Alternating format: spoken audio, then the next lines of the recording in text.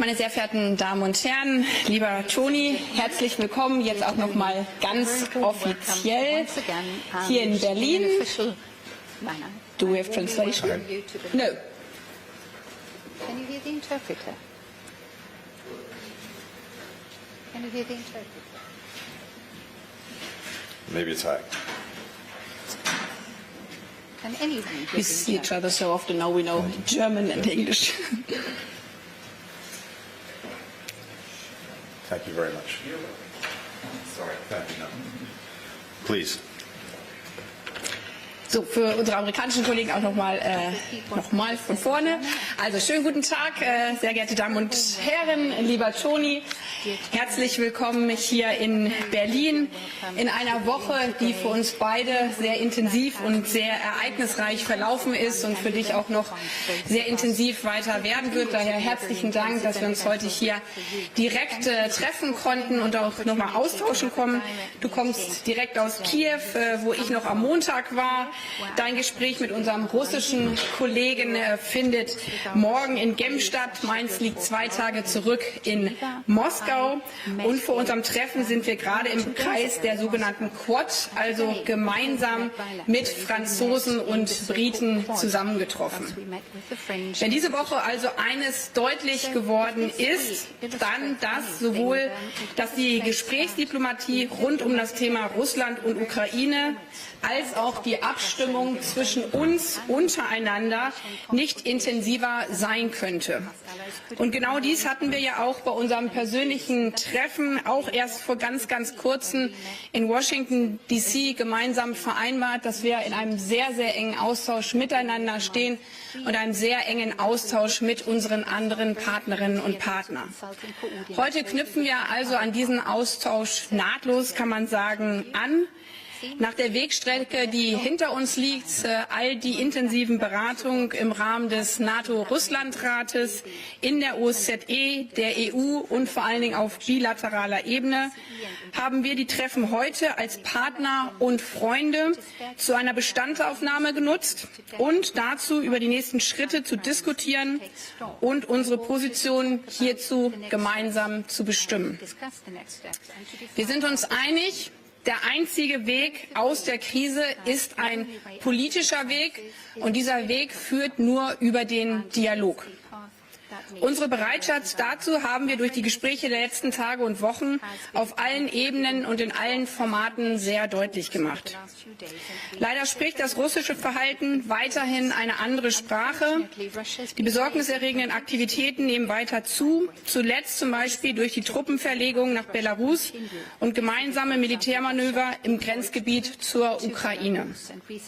Ich möchte vor diesem Hintergrund erneut unmissverständlich die Haltung bekräftigen, die wir beide gemeinsam, aber die wir auch als Europäerinnen und Europäer gemeinsam teilen und die wir bei den vielen Anlässen in den letzten Tagen und Wochen immer wieder deutlich gemacht haben.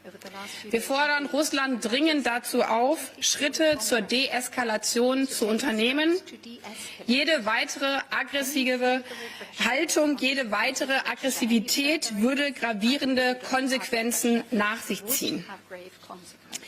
In der Sache geht es um nichts weniger als den Erhalt der europäischen Friedensordnung.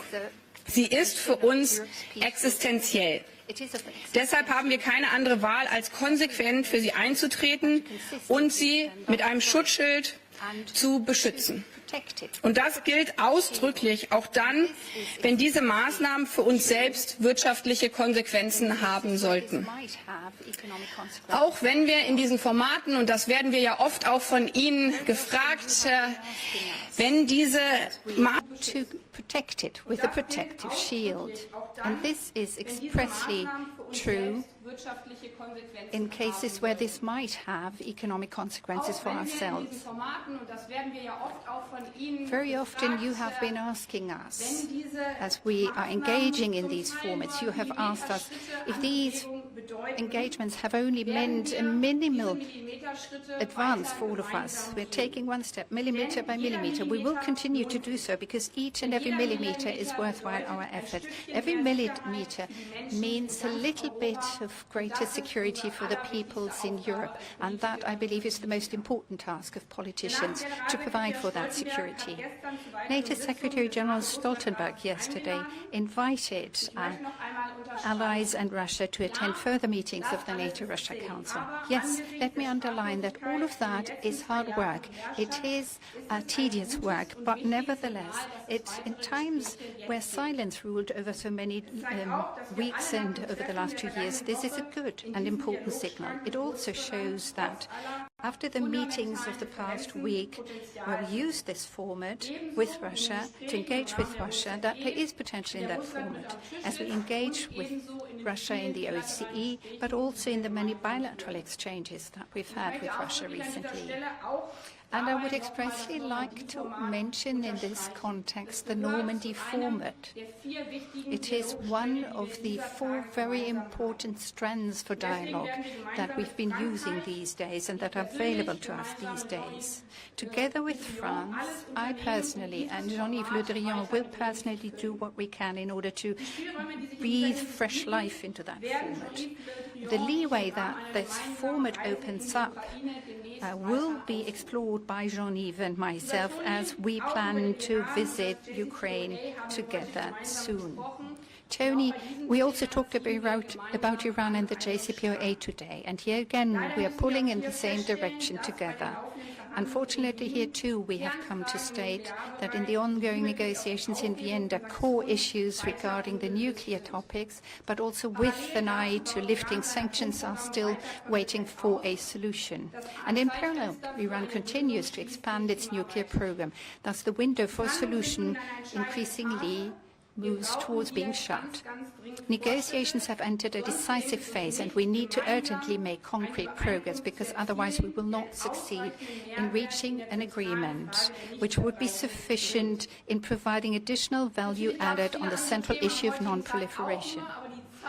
We also talked about a few other topics today, but time was really of the essence and very short. So I beg your understanding for the fact and possible questions you might ask that the time plan, the schedule of my American counterpart is very, very tight. China also figured in our talks today.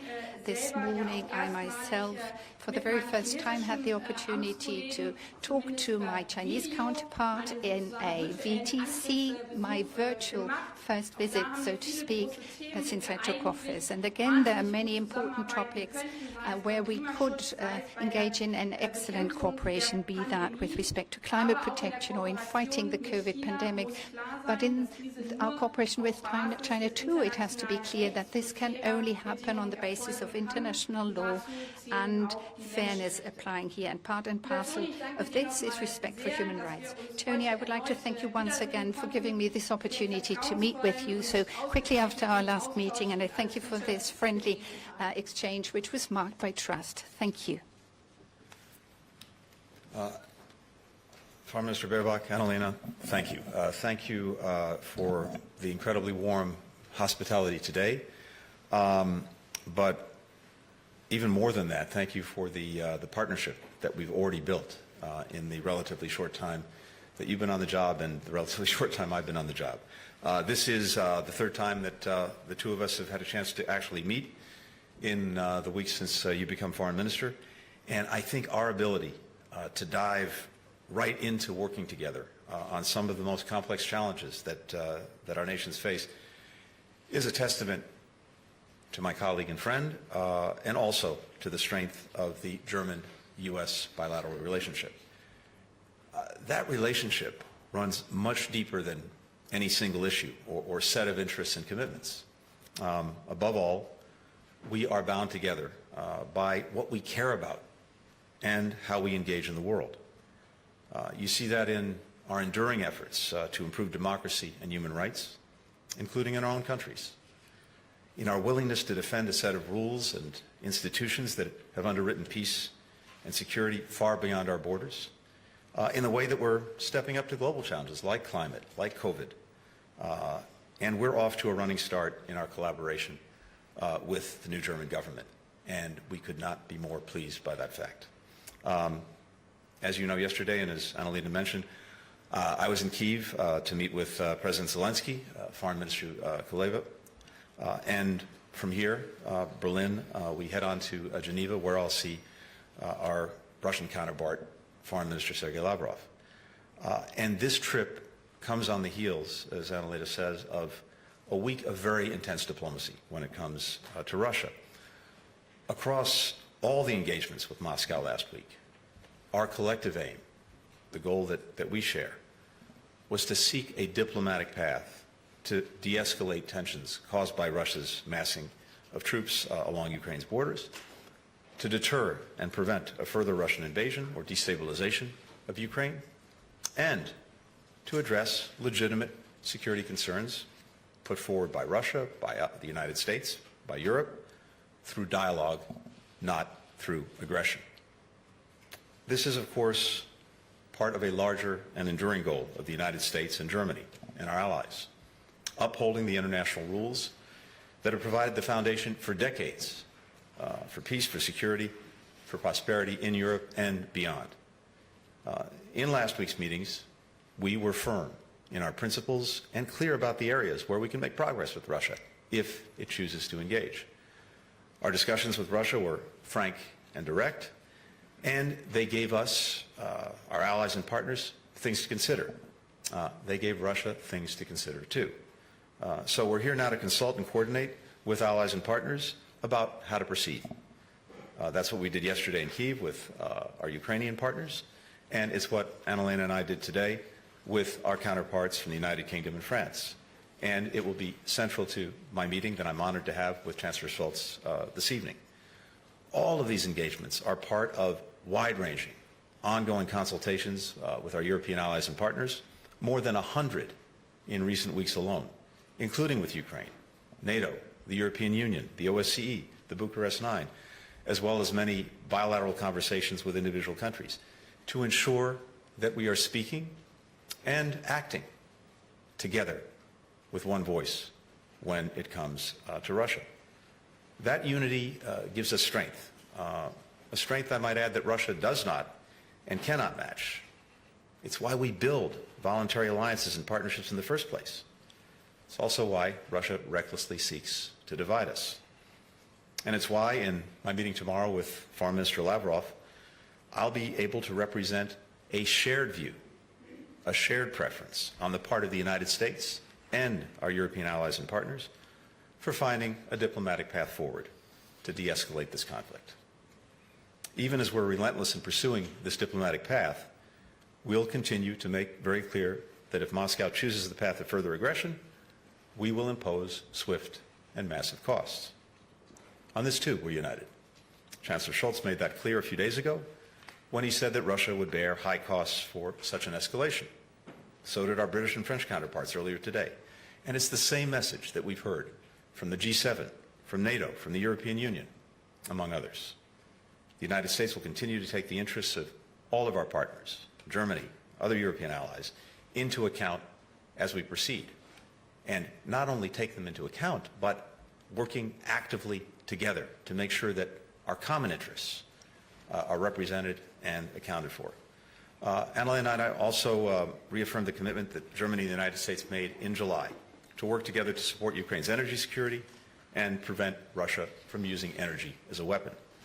And we talked about the status of the Nord Stream 2 pipeline, which the United States has long opposed. It's also worth noting that gas is not flowing through Nord Stream 2 yet, which means that the pipeline is leverage for Germany, the United States, and our allies, not Russia.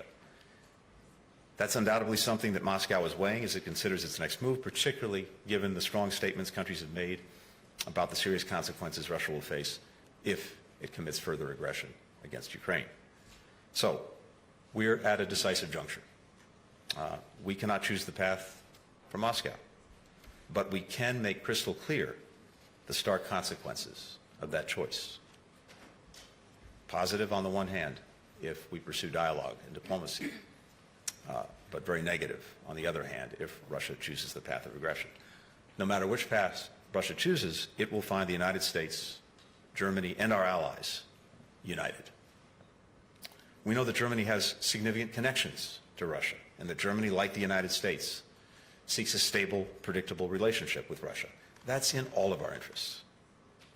Finally, in our meeting earlier today with the Quad, with Germany, the UK, France, and the United States, and as well EU High Representative Josep Borrell, we focused, as Annalena said, on the ongoing talks with Iran about a mutual return to full implementation of the JCPOA, the Iran nuclear deal. And we are indeed at a decisive moment. We can bring these talks to a successful conclusion and address the core concerns of all sides, but time is running out. If a deal is not reached in the coming weeks, Iran's ongoing nuclear advances, which resumed after we withdrew from the agreement, will make it impossible for us to return to the JCPOA. So we discussed in detail how we can reach an understanding in Vienna and what we'll do if Iran rejects a mutual return to compliance and full implementation. It was a very productive discussion. And so we face a number of serious and pressing challenges. As Annalena said, we discussed other things. I should mention as well that we focused together on what our countries can do to help bring COVID to an end this year in 2022. But it's precisely these times that remind us why we need steadfast allies and partners, and how much stronger we are when we confront the challenges we face together. Thank you. Thank you. We'll have time for a total of 4 questions now, 2 questions from each side, alternating between the sides, and we'll start with Jörg Lang from DPA. Frau Ministerin, Herr Minister, Madam Minister, Secretary, much talk has been of de-escalating the situation. Now, criticism has been expressed as delivery of weapons of the United States and the United Kingdom right before the engagement with the Russian president might lead to escalating the situation instead of de-escalating it. What do you have to say? Madam Minister, the Berlin prosecutor has instituted criminal proceedings against the Greens and members of this party. Is this a burden on you as the foreign minister?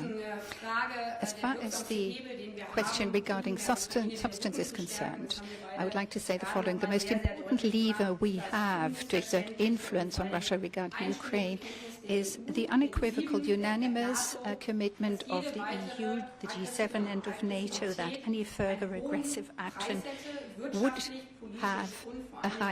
come at a high cost and would have a high price, economic, politically, and also in strategic terms. And this is why both of us have been engaging so intensively in these talks these days. And this is why both of us will continue to engage, to consult. We are both engaging at different levels, and you may be aware of the fact that Germany has a special tradition of showing great restraint when it comes to exporting weapons and arms to crisis areas. But, bearing that different position of countries at the back of one's mind, we have tried to assume responsibility in different ways. We, for example, have helped expand the military hospital and providing support there. But let perhaps the Secretary answer first, and then I'll come to your second question. Thank you. Let me start by saying this. It is remarkable in some ways the extent to which, over time, President Putin's actions have precipitated exactly what he says he wants to prevent. And so in 2014, when Russia invaded Ukraine, seized Crimea, sparked conflict in the Donbass that continues to this day, changed Ukraine's borders by force.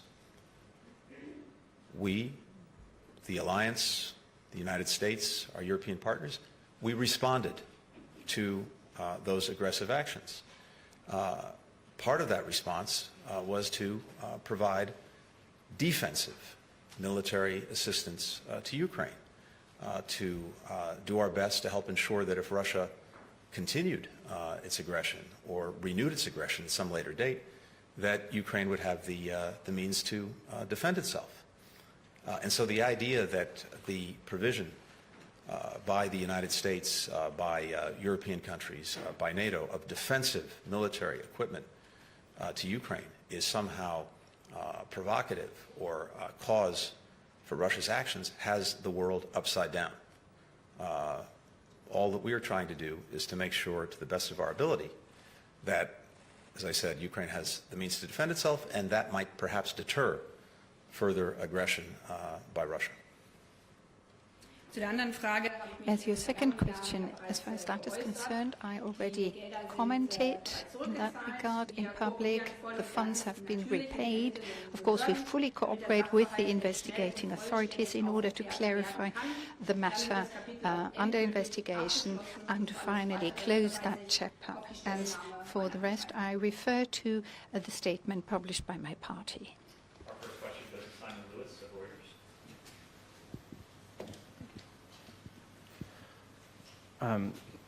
Thank you. Secretary Blinken, firstly, President Biden said yesterday that if Russia were to only make a minor incursion into Ukraine, there are some differences with allies on how you would respond. The Ukrainian Foreign Minister Kuleba, who you met yesterday, has said this could serve as an invitation to Russia. So I wondered if you wanted to sort of clarify for Russia, for the benefit of President Putin, what actions by Russia exactly would trigger the sanctions response that you have threatened. And just quickly, I would wonder if you could respond to French President Macron's comment yesterday that the Europeans should have their own dialogue with Russia. Does that undermine the united approach you're trying to build? And to Foreign Minister, I wonder if you could respond on the issue of whether you're in agreement with the US on how you might respond to Russian actions that don't constitute a full invasion of Ukraine. Are the German people willing to bear the costs of harsh sanctions on Russia if troops haven't actually been sent into Ukraine? And in the event of a full invasion, the US has implied that the German government has agreed not to allow the Nord Stream 2 pipeline to operate. Could you clarify whether that is your position? Thanks. Simon, thanks very much. First, we have been very clear throughout. If any Russian military forces move across the Ukrainian border and commit new acts of aggression against Ukraine, that will be met with a swift, severe, united response from the United States and our allies and partners. And again, I refer you to the many very clear and declarative statements made by the G7, the leading democratic economies in the world, by NATO and by the European Union, among others. We also know from long experience that Russia has a lot of tools in its playbook. Some of them short of outright military action, destabilizing action, hybrid attacks, paramilitary tactics. And indeed, we've been talking about many of these with our allies and partners throughout, looking at every possible scenario that Russia could use and pursue in order to, in some way or another, commit renewed aggression against Ukraine, destabilize it, and take any number of actions. And in each of those scenarios, we've been working very closely together to make sure that we effectively define our coordinated response. And that's exactly what we've been doing, and I think doing that very effectively. When it comes to sanctions, again, all of our countries have been clear about the massive consequences that Russia would face for renewed aggression. We have different authorities in our different countries that we have to look at. There will no doubt be, if these sanctions prove necessary, a division of labor, but everything will be complementary and mutually reinforcing and closely coordinated.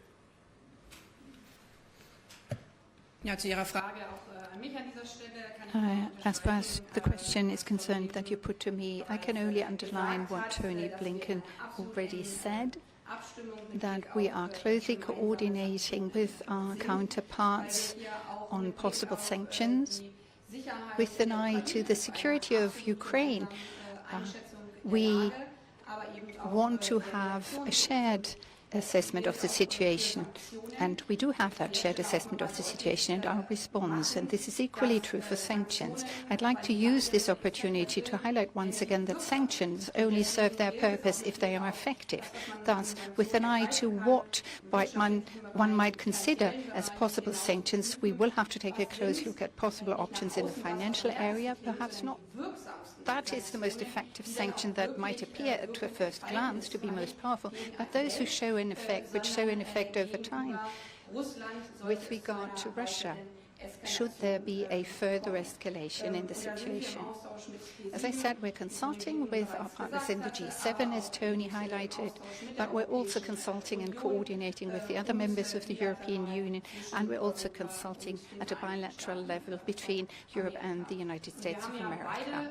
And with both of us in Washington when we met earlier, but also on other occasions, underlined that as far as sanctions are concerned and as far as the issue of serious and grave consequences of economic measures are concerned, the subject of energy was to be counted amongst the possible approaches. Tony Blinken pointed to the close exchange of both our governments, not only between the foreign minister and the secretary, but the governments and the administrations in general. The German Chancellor, too, has expressed his position recently in that regard and said that should there be a further escalation, all the measures would be laid on the table. And nothing, of course, logically has changed with regard to that statement. Mr. Krüger of Süddeutsche Zeitung will have the next question. Vielen Dank, Frau Secretary Blinken. I'm over here, sorry. The State Department characterized the fact that you're going to meet Sergei Lavrov tomorrow as an indication that the Russians could be willing to take the diplomatic ramp-up that you were talking about. The President in the night has said that he's under the, assuming that President Putin will invade Ukraine. I would like to know if you share the President's assessment, and if I may, regarding the Normandy format, are you going to recommend to your colleague Sergei Lavrov to engage in that format, and is the US willing to join that format? Und für Frau Außenministerin Baerbock. And a question for the Foreign Minister. Have you talked today about new impulses in the framework of the Normandy format? Have you been able to talk to your French counterpart? Are there further concrete plans with regard to continuing the talks in that format? Thank you very much. Let me take the second part of your question first with regard to the Normandy format. The United States fully supports it. And we have made that clear to Russia, and I'll reiterate that tomorrow when I see Foreign Minister Lavrov, as well as to Ukraine. And we've simply said that if there's anything that we can do to support that effort, to further facilitate it, we're ready at any time to do that, not by joining the Normandy format, but again, supporting, facilitating, communicating if that's helpful. And our hope is that the different parties will engage meaningfully and productively, because that is the single best way to implement the Minsk agreements, which really are the solution, the agreed solution by both Russia and Ukraine to the situation in the Donbass, and ultimately the best way for Ukraine to get its eastern border back. Second, with regard to President Putin and his intentions, what I heard President Biden say yesterday is that he doesn't believe that President Putin has yet made up his mind, and our task is, together, through all of the work that we've been doing, to make clear the different options that President Putin actually has before him: dialogue and diplomacy on the one hand, conflict and consequences on the other hand, to hopefully deter and dissuade him from renewing his aggression against Ukraine. Tomorrow, when I have a chance to see my Russian counterpart, I think it's a good opportunity because since this last week of very intensive discussions with Russia in the strategic stability dialogue between the United States and Russia, the NATO-Russia Council, the OSCE, we've all had an opportunity to think about what we heard from each other. The Russians have had a chance, I assume, to go back and consult with President Putin. we've had a chance to consult closely among ourselves, and now I think we'll be able to see further, perhaps as a result of tomorrow's meetings, whether there is still a clear diplomatic path forward, one that Germany and the United States together are determined to pursue. But ultimately, that's up to President Putin. He has to decide which course to take. We've made very clear which course we prefer. We've also made very clear what we're prepared to do if he takes the other path. Zum zweiten Teil Ihrer Frage. As concerns the second part of your question, we met in the format of the Quad to coordinate our actions as the four. An intensive coordination and cooperation between Germany and France takes place in different places, in a different place, but we've had the opportunity to meet recently, and we will continue to meet in the foreseeable future. But it is obvious that we plan to visit Ukraine together in the very near future. As far as Minsk is concerned, with an eye to the Minsk agreement, because the situation in Donbass is, especially under pandemic circumstances, making life very difficult for the people there in humanitarian terms, amongst others. And thus, the two of us will make the point of visiting exactly that part of the country. And then we'll be using different formats to prepare the resumption of the Normandy format discussions. Of the AFP. Hi, thank you. If I could ask a question that's slightly different topic, but also touches on Russia. Iran, both of you mentioned that time is running out on Iran for the negotiations. Mr. Secretary, you said that you discussed next steps if there's not mutual compliance. Can you outline what those next steps would be on the part of the United States and Germany and allies? And how are the negotiations going on in Vienna right now? Are you optimistic about getting there? If I could add on that, President Raisi of Iran was in Moscow this week. Do you think the Russians are playing a constructive role in Iran? How do you assess that? And Mr. Secretary, if I could ask you something somewhat different, so-called Havana syndrome. I'm sure you've seen that there was intelligence report, intelligence conclusion, interim conclusion that this was not an orchestrated campaign. You yourself have said that you've raised this with Russia in the past. Does the United States plan to keep raising this with Russia, and do you agree with this assessment? Thank you. Thank you. Sean, thanks very much. First, with regard to Iran and the status of the talks. We're now in the midst of the 8th round of talks in Vienna, and as both of us have said, we have reached what is an urgent point. The longer this goes on, which is why it can't go on much longer, the more Iran will continue to advance its nuclear program, a program that was stopped by the JCPOA, by the nuclear deal, but that was resumed by Iran when we pulled out of it. And the shorter and shorter the so-called breakout time will become, that is the time it would take Iran to produce enough fissile material for a nuclear weapon. So there is real urgency, and this is really now a matter of weeks where we determine whether or not we can return to mutual compliance with the agreement.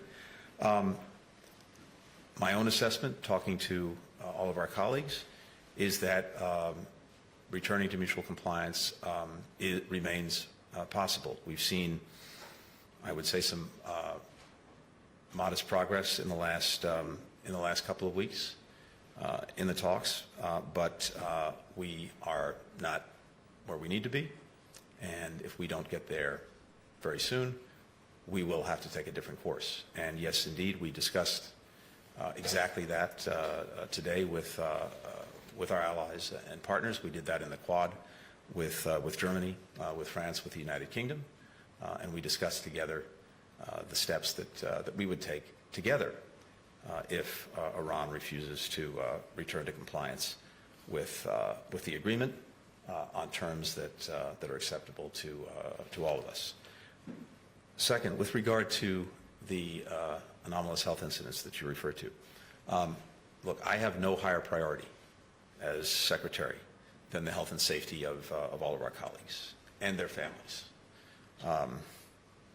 That's something that I take as my highest responsibility.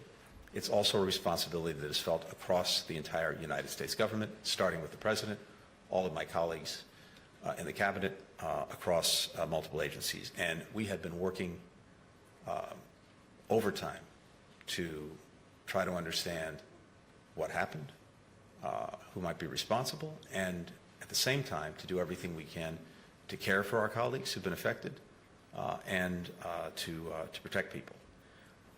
I've talked directly, face-to-face, on the phone, by video, with colleagues from the State Department around the world who have been affected, who have reported real experiences, real suffering, real symptoms. And when you talk to people, when you hear them, when you hear what they've been through, there is no doubt in my mind but that they have had real experiences, real symptoms, and real suffering. And we are going to continue to do everything we can with all the resources we can bring to bear to understand, again, what happened, why, and who might be responsible, and we are leaving no stone unturned. Meanwhile, as I said, we are also very focused on caring for anyone who has experienced a health incident. And one of the things I had a chance to do just a couple of weeks ago was to visit the extraordinary facility at Johns Hopkins University in Baltimore, where those who've been affected have the opportunity to benefit from the best medical care in the world. So we will continue to do everything possible for our people. We'll continue to try to understand what's happened, what the causes are for what people have experienced, and we will leave no stone unturned to get to the bottom of it. Zu Ihrer Frage dann auch nochmal von meiner Seite. If I may also comment, as far as Iran is concerned, the negotiations in Vienna have not entered an decisive phase, but the decisive phase, because we are, in the true sense of the expression, running out of time, because parallel to the ongoing negotiations, Iran is increasing the nuclear spiral of escalation.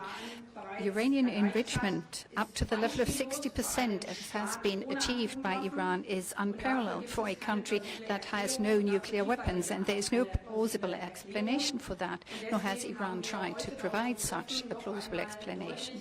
We talked about this today, and in our talks today we highlighted what Tony Blinken just said. These weeks are the decisive weeks. Our objective is to maintain and to preserve the agreement, and above all, to make Iran see sense and to ensure that Iran can no further increase its enrichment capacity. We, as I said, engage as members of the Quad. The members of the E3 sent out a letter right before Christmas to Iran. I took it also up with the Russian foreign minister, who I met the day before yesterday.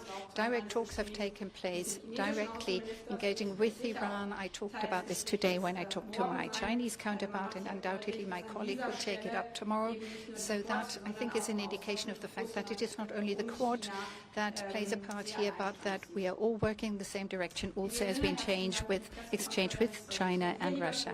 Thank you for the press conference, and I wish you continuing good talks, Tony.